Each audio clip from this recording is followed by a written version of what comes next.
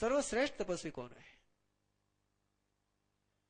तब परमात्मा ने धन्ना अनगार का नाम लिया। क्या विशेषता थी? अयंबिल अयंबिल अयंबिल करते थे, और अयंबिल के आहार में जो चावल वो लेते थे उसको 21 बार पानी से धोकर के लेते थे। ऐसे चावल हो जाते थे, किसी कुत्ते के सामने डालो तो भी कुत्ता मुंह फेर ले। उन चावलों को वो लेते थे। कैसे लेते होंगे? श्रद्धा, श्रद्धा के आधार पर लेते थे।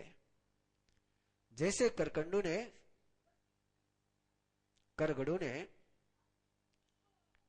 अपने भोजन में तपस्वियों द्वारा जो थूका गया उसको थूक नहीं समझा, उसको उनके लब्धि का वरदान समझा कि चावल लुखे हैं। तपस्वियों ने अपना घी इसमें डाल दिया, और ये श्रद्धा जब जन्मती मन में, तो संवत्सरी के दिन आहार करने वाला भी सिद्ध हो जाता है। ऐसा यह श्रद्धा का सूत्र जीवन में आ जाए और राग द्वेष के संबंध समाप्त तो हो जाए पदार्थ के साथ के। अगला पन्ना शुरू हो रहा है मन के विषय में,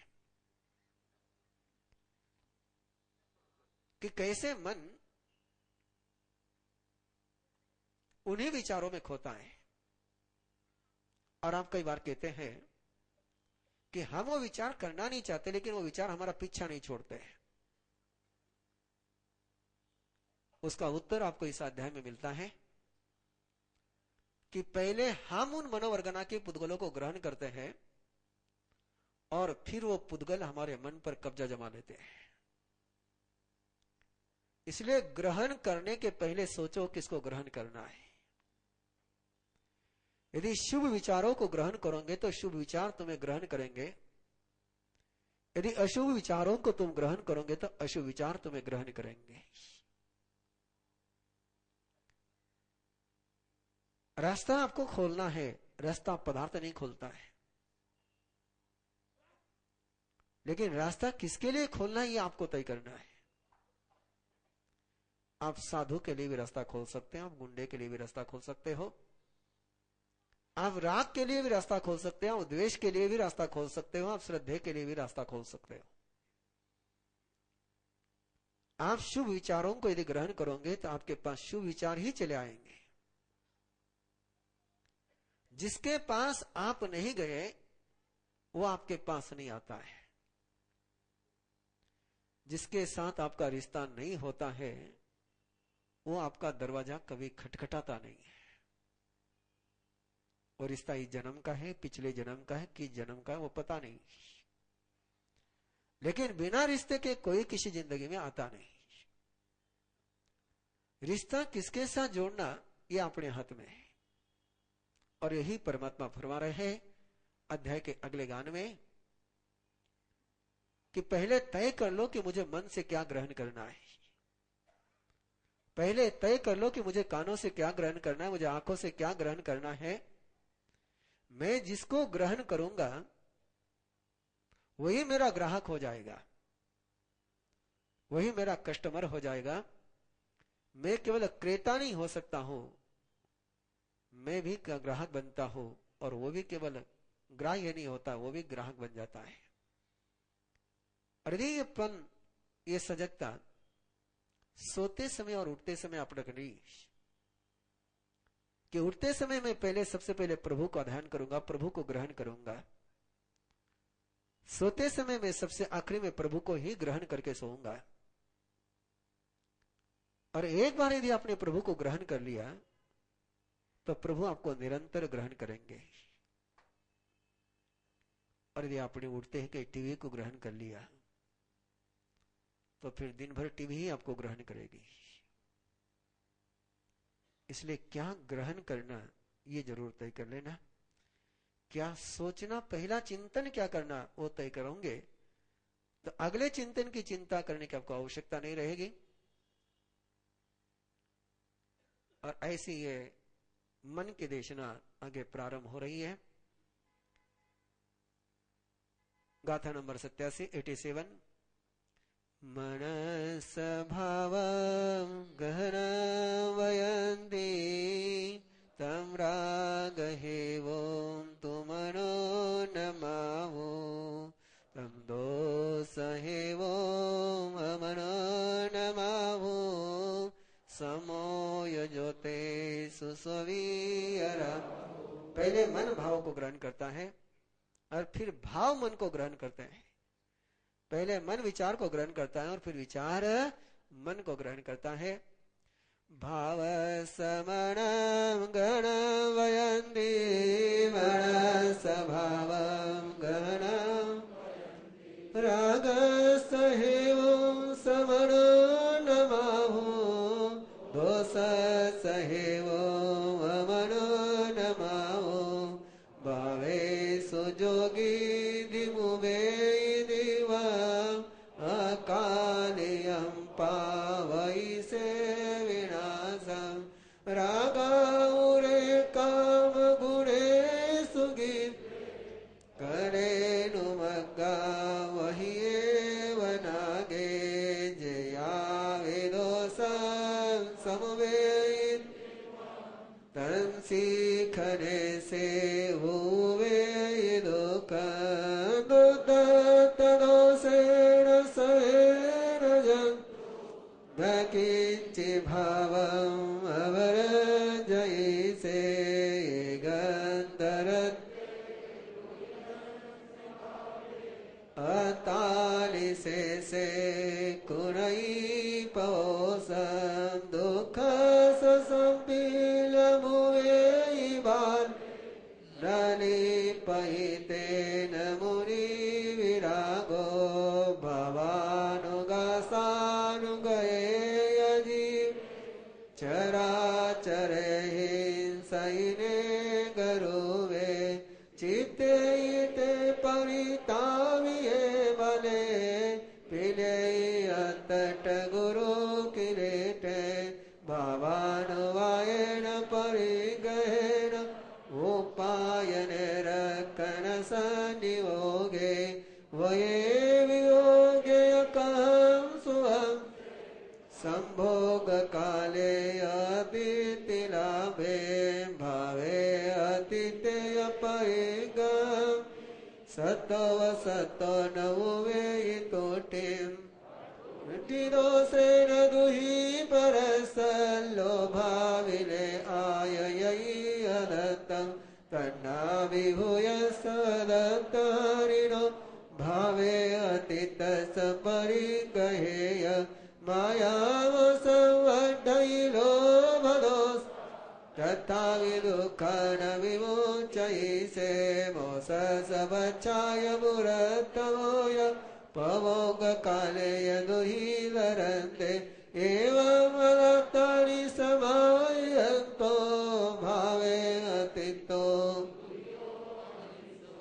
भवानुरत सनरस एवं कत्तो सुहं भोजकयाय किंचि तत्तव भोगे विकिलेश दुःखं निवर्तये जसकयेन दुःख एमेव भावमि गवोपस भुवै दुःखो परम्परावो पदोट चित्तो यचिरायिकं जम से पुनः हो यदुहं विभागे भावे विरतो मनुभाविसोगो येन दुःखो परम्परेण नरिपैवमध्ये विसन् जलेन वापो करिणीवलासं विविन्दि अत्ताय मनसा दुःख सहेवो मनुयस्तरागिनो ते चेवतो अम्बिकयायि दुःखं न वियरागस करेति किञ्चित् न कामो भोगा समयं वेत् न यावि भोगा विगयिं वेत्ति जेतपवसि अपरिगह्य सोते सुमोहा विगयं कोह लोभं च मानं च तहेव मायं लोभं दुगुच्छं हरयिं रयिं च हसं भयं शोकपुमिथिवेयं न पुंसवेयं विवियेय भावे अवज्जयि एवं रे गुरुवे एवं विहे कामगुणेषु सत्तो नान्येयपभवे विशेषे कारुण्यधिये कपं न इच्छेज सहायलिचु पच्छानुतावेन तव प्रभावम् एवं विहारे अभियपयारे अवज्जयि इन्द्रिय चोरवसे तवोसे जायन्ति पवोयनायि निमज्जीवो मोह महावणमि सुहेसिन दुःख विनोयन तपच्चयं वज्जमयेयम् विरजमानस इन्द्रियाता सद्दायियाता वय्यपगारा न तत्सवे विमनोन्नयं वा निवर्तयन्ति अमनोन्नयं वा एवं ससङ्कप्प विकप्पनासु सञ्जायि अथेय संकल्पवोतोसे पहिये काम गुणे सुतना सभी अरागो कय सौवकीचो खवे नाना वर्णं करेणं तहेव जं दंसनमावरेयि जं चन्तरायं पकरेयि कमं सवं तवो जानयि पासयेय अमोहने होयि निरन्तरम् अनासवे ध्यान समाहि जुक्ते आओकये मोखमुवे सोदे सोतस सवसन जम्बाहयि सयं जन्तुमेयं देहमयं विपमुको तो होयि अत्यंत सुहि कयतो अनायि काल पवसये सौवस दुख सपमोकमगो वियाहि ओजं समवीच सत्ता कमेन अत्यंत सुई भवन्ति कमेन अत्यंत सुई भवन्ति कमेन अत्यंत सुई भवन्ति तिविविति पमैठानां 32 अध्ययनम संपूर्णम। 101वीं गाथा है, 100वीं गाथा है। अर्थ और इंद्रिय के विषय रागी को दुखी करते हैं। जिसके मन में श्रद्धा होती है उसको कोई दुख नहीं देते हैं। कोई काम भोग न शांति देती है न विकार देते हैं। मन का ही अपना उसमें राग द्वेष अपने को सुखी और दुखी करता है। एक सुंदरतम बात 104 नंबर की गाथा में कही है संत के लिए, लेकिन आप भी अपने लिए लागू करोगे तो बहुत अच्छा रहेगा। न कपम न इच्छे जो सहाय लिच्छु पच्छानुतावे न तव प्रभावम। भविष्य में ये मेरी सेवा करेगा इसलिए किसी को दीक्षा नहीं देनी। भविष्य में बेटा मेरी सेवा करेगा इसके लिए उसको प्यार नहीं करना है। इन्वेस्टमेंट मत समझो बेटे को। बैंक में की हुई इन्वेस्टमेंट या किसी फैक्ट्री में करी इन्वेस्टमेंट मत समझो बच्चों को। इन्वेस्टमेंट का दृष्टिकोण रहेगा तो शायद बैंक का दिवाला निकल गया तो आपको पछताना पड़ेगा। प्रभु फरमाते हैं कपम ने इच्छे जो सहाय लिच्छु। किसी को सहयोग दो, किसी को शिक्षा दो, किसी को दीक्षा दो तो इस आशा से मत दो कि भविष्य में तुम्हारी सेवा करेगा। और अगली बात पच्छानुतावेन तव प्रभावम। तपस्या का प्रभाव हो ये सोच रख करके तपस्या मत करना।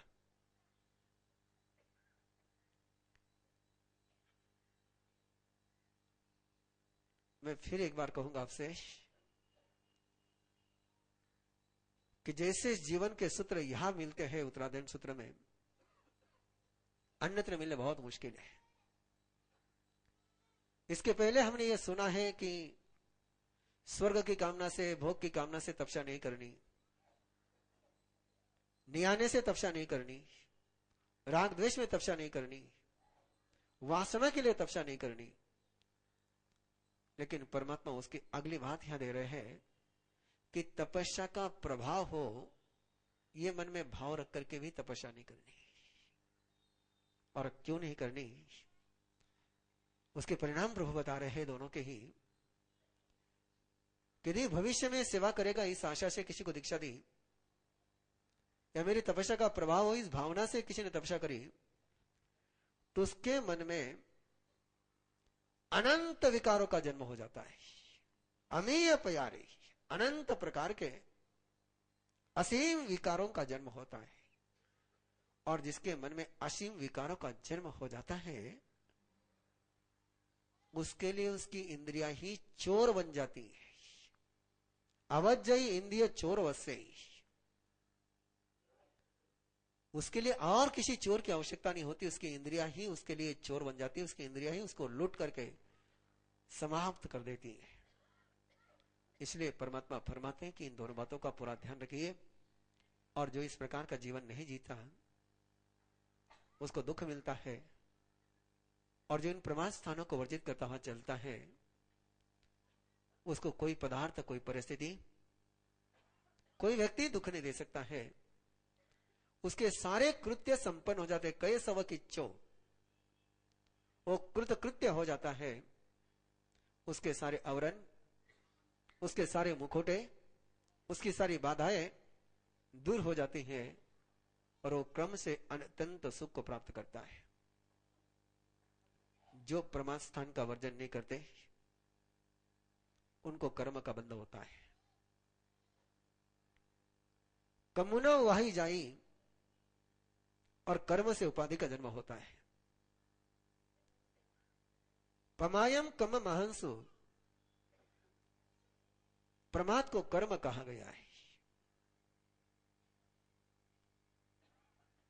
अप्रमाद कर्म को क्षय करने का रास्ता है। कैसे कर्म बनते हैं?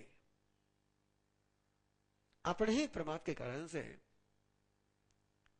कर्म क्लास, आपके यहां पर कर्मा का क्लास बहुत लंबा चला है, और उस समय बहुत सारी बातें स्पष्ट हो गई थी। परमात्मा का कर्म सिद्धांत कर्म की गुलामी नहीं सिखाता। परमात्मा का कर्म सिद्धांत आपको कर्म भोगने के लिए मजबूर नहीं करता। परमात्मा का कर्म सिद्धांत कहता है कि कर्म बांधे तो कर्म तोड़े भी जा सकते हैं।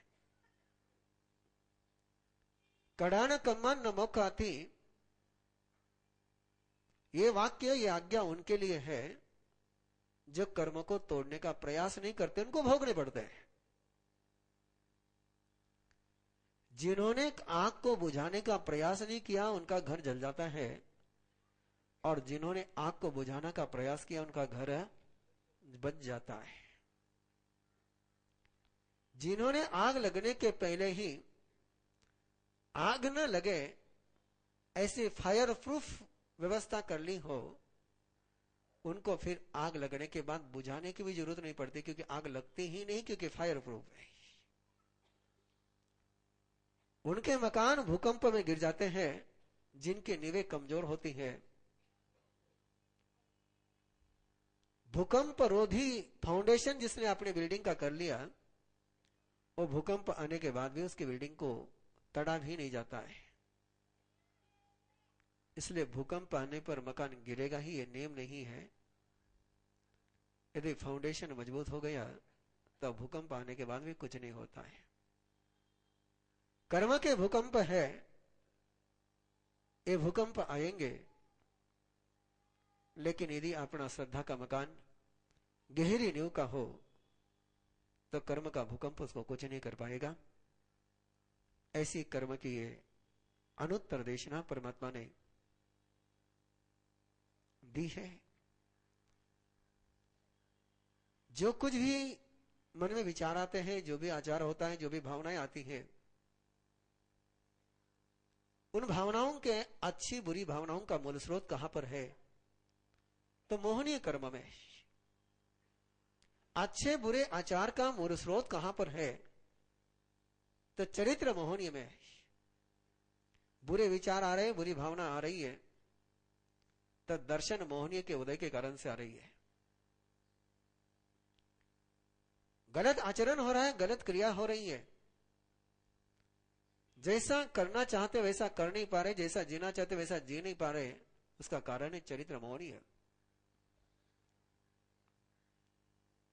सामने व्यक्ति लेने वाला है, श्रेष्ठतम व्यक्ति लेने वाला है, देने की आपकी भावना भी है, देने की सामग्री भी आपके पास है, फिर भी आप दे नहीं पाते हैं, कारण दानांतराय। वस्तु सामने है, वस्तु पर आपका अधिकार भी है, लेकिन वस्तु का आप उपयोग नहीं कर पा रहे हैं क्योंकि लाभांतराय है। समय सबके पास है, समय सबके पास है, समय सब दे सकते हैं, नहीं दे पा रहे निर्वाण कल्याणों को, अंतराय, धर्मांतराय। ले नहीं रहा पा रहे परमात्मा के वरदानों को, लाभांतराय। इस अंतराय को तोड़े बिना अंतराय को जीना यह धर्म नहीं है, ध्यान में रखना। कर्म के फल को भोगना यह धर्म नहीं है, कर्म के फल को निष्फल करना यह धर्म है। सव कम पहिनठा पक्कमंती महेशिनो न सव कम भोगिनो महिषिनो। सभी कर्मों का क्षय करने के लिए पराक्रम किया जाता है, कर्मों को भोगने के लिए पराक्रम नहीं किया जाता है। इस बात को पहले ध्यान में रखें और इसी आधार पर आपको कल एक अनुष्ठान की विधि कल आपको दी गई और उस अनुष्ठान विधि का सूत्र वही है जो अभी आपने 32वें अध्याय में बहुत गहराई से सुना है कि जिसको आप ग्रहण करते हैं वो आपको ग्रहण करता है। यदि आपने स्वस्तिक और श्रीवत्स को ग्रहण किया तो वो आपको ग्रहण करेगा। यदि आपने आग को ग्रहण किया तो आग आपको ग्रहण करेगी। और यदि आपने जिसको ग्रहण किया वो दूसरों को दिया तो वहीं पर जाएगा वो। इसलिए जिन्होंने साधना के शिविर अटेंड करे उनको पता है कि जिसको हम ग्रहण करते हैं उसको बाद में कई दीवार पर भी देख ले तो नजर आता है, क्योंकि हमने ग्रहण किया है इसलिए हमको दिखता है। और वही आराधना की विधि कल आपको दी गई है। उस विधि का सूत्र केवल इतना ही है कि जिन शासन में आप आए हो तो जिन शासन के समृद्धि से संपन्न बनो। तीर्थंकर के बेटे हो और तीर्थंकर के बेटे को और कई भीख मांगने का हक नहीं, अधिकार नहीं, कर्तव्य नहीं है। समर्थ बाप के बेटे होकर के इधर उधर भीख मांगो, यह अपने बाप के नाम पर कलंक लगता है। अपने बाप का नाम मत डुबो।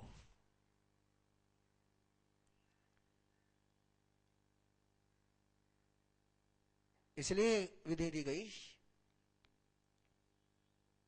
कि परमात्मा का शासन सब कुछ आपको देता है, फिर आप इधर उधर क्यों भटकते हो?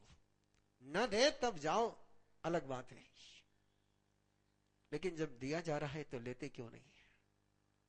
और शर्त केवल इतनी ही सी रखी है आपके सामने कि एक ही बाप का बेटा बनना है, शर्त और कोई नहीं है, और कोई शर्त नहीं है। और कर्म को तोड़ने के लिए अब वो कर्म प्रकृति को समझे, कर्म को तोड़ने के लिए, कर्म को जीने के लिए नहीं। अठ कमाई वो चामी अनुपोविम जह कम जहि बद्धो आयम जीवो संसारे परिवर्तये नाना सावर निजम दंसनावरणम तहा वेय निजम तहा मोहम आमुकमं तयेवय नामकमं च गोयम अंतरायं तयेवय एवमेयायं कमायं अठेवो समासवो नानावरणं पंचवीयं सूयमाभिनिवोहियं वोहिनानं च निदत हेव पयला निदा निदा पयला पयलाय तत्तो याथी न गिंदीवो पंचमा होईनाय वा चक्कुमा चक्खु होईस दंसने केवले आवरणे एवं तु नव विज्ञप नायवं दंसनावरणं वेयनं पिय दुवियं सायम सायं याहियं सायस उभवेयं एमेव सायसवि मोहनिजं पिदुवियं दंसने चरणे ता दंसनं तिवियमुत् चरणे दुवियं भवे सम्मतं चेवमि समामिच्छन्तमेव यावोति निपयडिवो मोहनिज सलसने चरितमोहनं कम् दुविहं तु वियायं कसाय मोहनिजं नो कसायं तयेवय सोलसवियभेयनं कमं तु अकसायजं सत्तवियं नववियं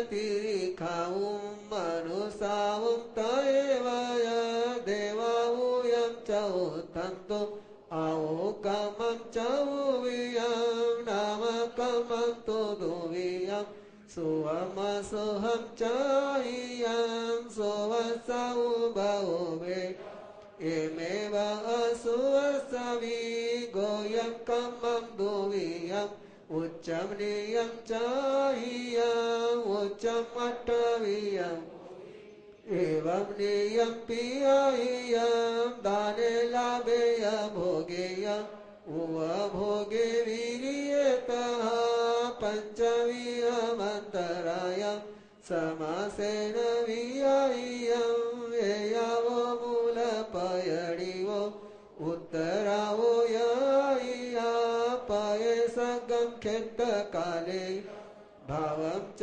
उत्तरं सुर सवेसिं चेवकं पये सगमनन्तगं गण्ठीयं सत्ताय्यं अन्तो सिद्धनाय्यं सवजीवनकमं संगये च दिसगयं सवेषु विपयसेषु सवं सवेनवदगं उदयि सरिसनमनं तिसयि कुडि कुडि वो कोसियाटि होई अंतो मोहतं जनिया आवरणि जन दुन्नम्बि वेयनि जतएवय अंतरायकम् उदयि सरिसनमनं सत्तरिं कोडि कोडि वो मोहनिज समुकोस अंतो मोहतं जनिया तेतिस सागरो मा उक्कोसेन वियाय्या अंतो मोहतं जनिया उदयि सरिसनमनं विषयि कोडि कोडि वो नाम गोप्तारमुकोस अट्टमोहतं जनिया सिद्धानन्द भागोय अनुभाग भवन्ति वो सवेषु विपये सगं सवजीवेषु इच्छियं तमहेसिं कमनम् अनुभाग वियानियं येयसिं संवरे चेव खवनेय जय बुहो तिविधि कम परिणामम 33वें अध्ययनम संपूर्णम। कर्म की चर्चा में आपके साथ बहुत बात कर चुका हूं। अंतराय कर्म, वेदनीय कर्म और ज्ञानावरण दर्शनावरण, इनका जगन्य बंध है, जगन्य स्थिति बंध है अंतर मुहूर्त का। अंतर मुहूर्त में इनके साथ खेल खेला जा सकता है। नाम और गोत्र का जगन्य बंध है 8 मुहूर्त का। 8 मुहूर्त में इनके साथ खेल खेला जा सकता है। उसकी सारी साधनाएं कर्मा के क्लास में दे चुका हूं। आइए अगला एक ऐसा अध्याय, लेशा का अध्याय, एक ऐसा अध्याय जो दूसरे के भी दुर्भाग्य को बदलने का सूत्र सिखाता है।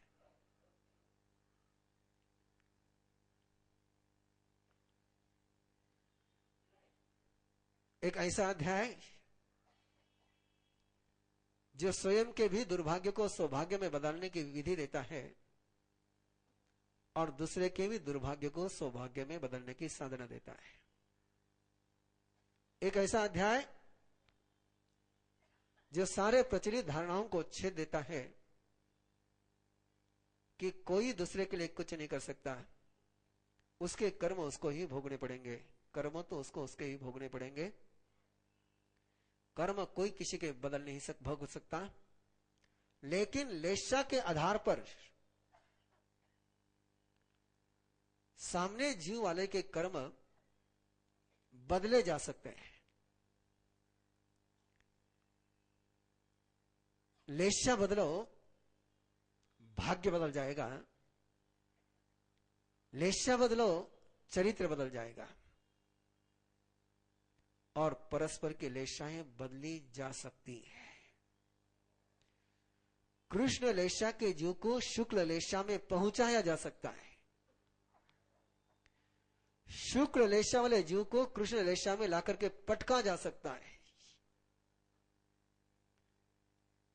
प्रज्ञापना का सीधा सीधा सा विधान है, क्या कृष्ण लेशा का जीव कृष्ण लेशा को शुक्ल लेशा के द्रव्य प्राप्त हो गए तो क्या कृष्ण लेशा शुक्ल लेशा के रूप में, शुक्ल लेशा के गंध में, शुक्ल लेशा के रस में, शुक्ल लेशा के भाव में, शुक्ल लेशा के शक्ति में रूपांतरित हो सकते हैं क्या? प्रभु से पूछा गया। प्रभु ने कहा हाँ, हंता तहमेव